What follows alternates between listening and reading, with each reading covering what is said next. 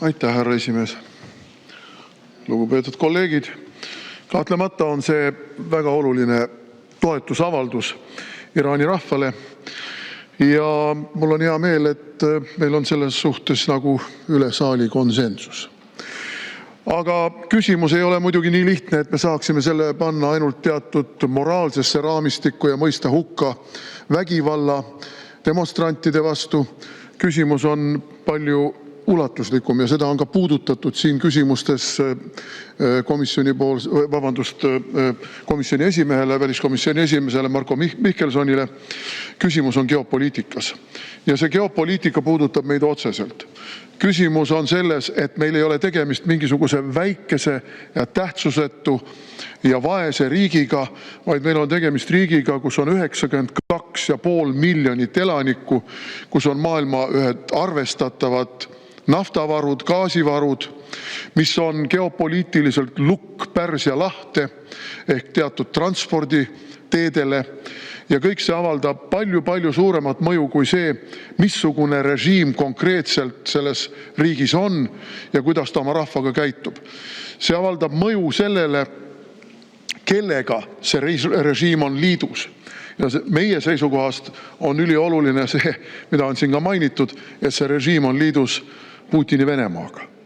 Putini Venemaa on selle režiimi strateegiline partner tema tuumavõimekuse arendamisel ja on seda juba kuskil 80ndatest aastatest alates, Nõukogude Liidu perioodist alates.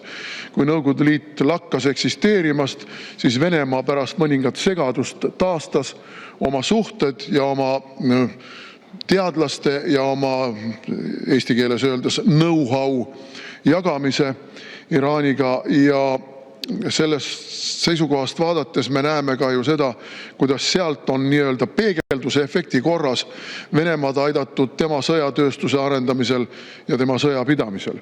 Nii et see on meile kõige otsesemalt tähtis partnerlus.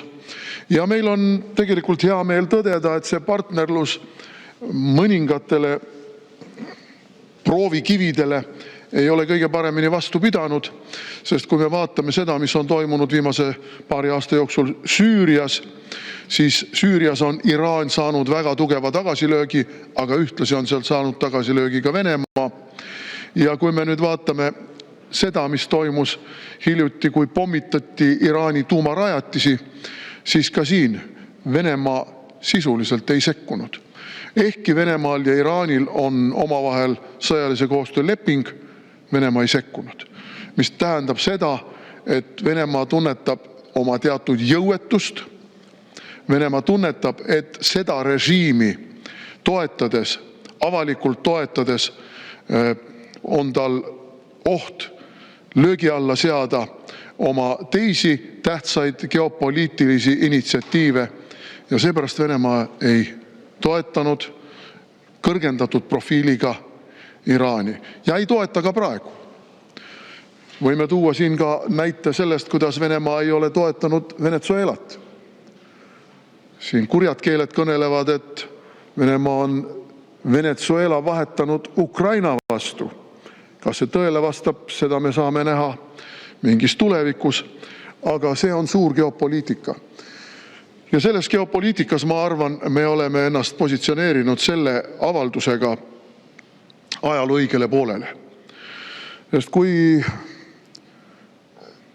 ma olen rääkinud mõnede inimestega, kes tunnevad päris hästi Donald Trumpi ja tema mõttemaailma, siis Donald Trumpi, ütleme nii, kõige tõsisemaks ohuks Ameerikale ja Ameerika tulevikule peab ta Hiinat.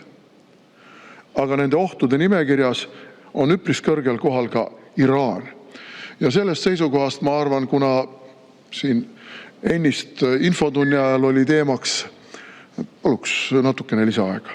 3 minutit lisaks. Oli teemaks ka see, missugused on väikeriik Eesti valikud muutuvas geopoliitilises konstellatsioonis, siis nagu on öelnud ka Mark Rutte, Euroopa praegu ei ole võimeline ennast kaitsma ja olema sõjaliselt tõsiselt võetav subjekt.